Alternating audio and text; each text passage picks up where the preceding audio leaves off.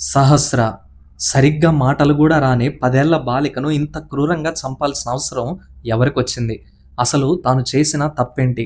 10 ఏళ్ల బాలిక ఇంత దారుణమైన చావును ఎందుకు చూడాల్సొచ్చింది? అసలు ఎవరు ఈ సహస్ర?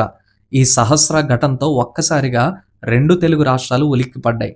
అసలు ఏం జరిగిందనేది మాకున్న ఇన్ఫర్మేషన్ ప్రకారం ఈ వీడియోలో పూర్తిగా వివరించడం జరిగింది. కాబట్టి ఎవ్వరూ స్కిప్ చేయకుండా లాస్ట్ వరకు చూసే ప్రయత్నం చేయండి. Let's go. 2025 ఆగస్టు 18వ తారీఖున హైదరాబాద్లో పట్టపగలే 10 ఏళ్ల బాలిక దారుణ హత్యకు గురైంది. మన మధ్యలో తిరిగే మనుషుల్లోనే భయంకరమైన మృగాలున్నారని చెప్పడానికి ఈ ఘటన మళ్ళీ ఒక ఉదాహరణగా మిగిలిపోయింది.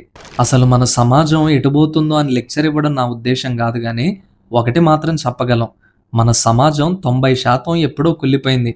ఇలాంటి విషయాలు తెర మీదకి వచ్చినప్పుడు మాత్రమే మనలో టెంపరరీ మానవత్వం బయటకు వచ్చి ఈ సోషల్ మీడియాలో కాస్త హల్చల్ చేస్తూ ఉంటాం.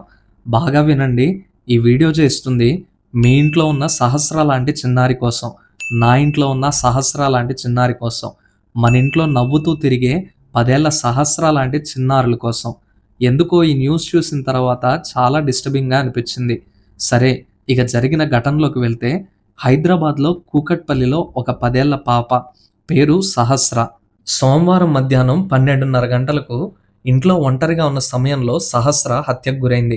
ఇది చెప్తున్న నాకే బాడీ షేక్ అవుతుందంటే, కన్న తండ్రి తన కళ్ళ ముందే తన 10 ఏళ్ల ముద్దుల కూతురు అలా పసిగుండెలపై ఎవడో గుర్తు తెలియని ఉన్మాది దారుణంగా 20 కత్తిపోట్లతో పొడిచి చంపిన తన కూతురిని చూస్తే ఎలా ఉంటుందో ఒక్కసారి మీరే ఊహించుకోండి.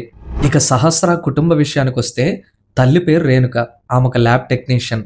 ఇక తండ్రి పేరు కృష్ణ, ఆయన ఒక బైక్ మెకానిక్.